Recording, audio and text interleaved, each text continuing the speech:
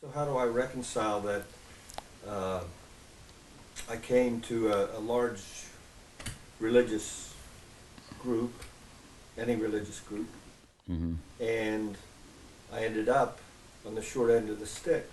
I accepted as guru unqualified person or priest or whatever. We're not going to qualify it.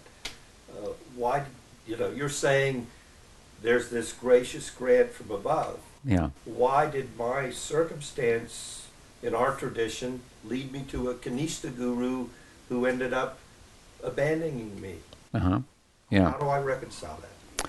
Well, there's a couple ways to think about that, I think. And it's not a new phenomenon, but because Jiva Goswami himself talks about it, so we're dating back hundreds of years, when he says, here's a definition of a guru. Shabde parejnishnatam brahmani upashamashrayam. He quotes Bhagavatam, right? Hmm? Smatpani shrotriyam brahmanishtam, this kind of idea. Hmm? Um, he or she is shrotriyam shabde pare. Shabde pare tanishnatam. Shabde means the sound, right? He's familiar with the sound, and pare actually means Bhagwan. It's actually a description of a Vaishnav guru. It's a Bhagavatam verse. Section is in 11th canto, speaking about bhakti. So, Shabde pare. He's understood from Shastra the Godhead, Bhagwan. Though this is theoretical. Shabde pare nishnatam brahmane upashamashrayam. He's delineated well upon that, and so means well versed in the theory, without which he or she can't answer the questions of the disciples and retire their doubts. Of course, their doubts have to be such that they're retirable by the citing of the scripture, because bhakti is about, the eligibility for bhakti is faith, and it means faith in revelation. So if I can't answer your doubts by citing the scripture, then the problem may be yours, because you don't have faith in the scripture or revelation. So that's another thing. So it has a certain, we're doing a certain thing here. So anyway, so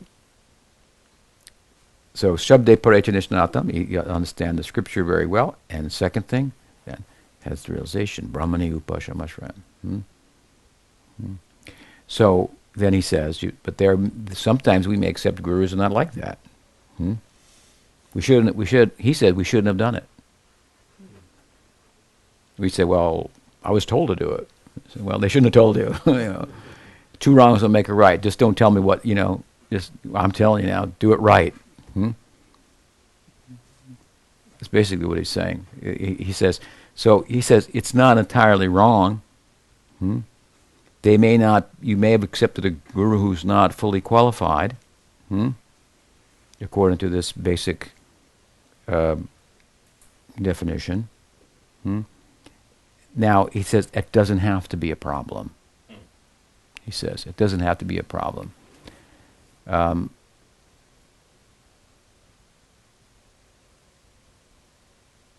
Let's say you're on the battlefield and you get wounded.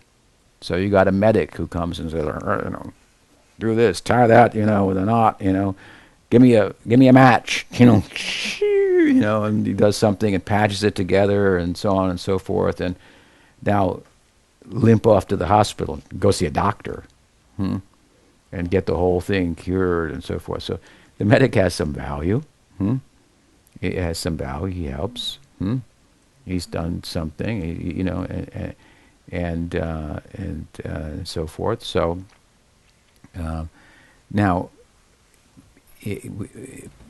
when we come to the point in a situation like that, when we realize I need more, this person I accepted as a guru. He gave me basic Vaishnava teachings, and I was inspired, and I learned something. So now I'm finding that the fountain is, drying up. There's nothing to drink from there, and it's not working. And so his lack of qualification, the medic's lack of qualification as a surgeon, as a doctor, is starting to, to show up. Hmm? And if I don't get to a doctor, I'm going to get, gangrene here, and my leg is going to fall off or something. So then Jiva Goswami says, so in circumstances, why that happens and so forth, there could be any number of reasons in our background and so on and so forth. He basically, Jiva Goswami basically relegates it to, well, you didn't examine close enough.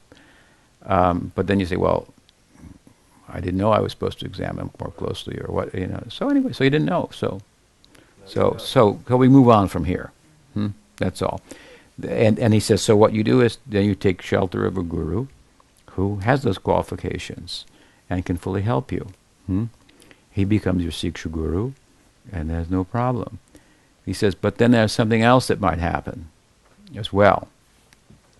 And what's that? He says that guru should be honored from a distance.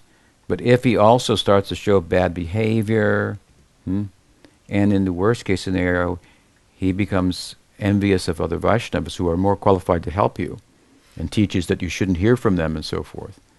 He said, and you should take initiation from a qualified guru. Now you know better, and now you're in a better position to understand who's a qualified guru, and so you should take initiation from that person. This is the teaching.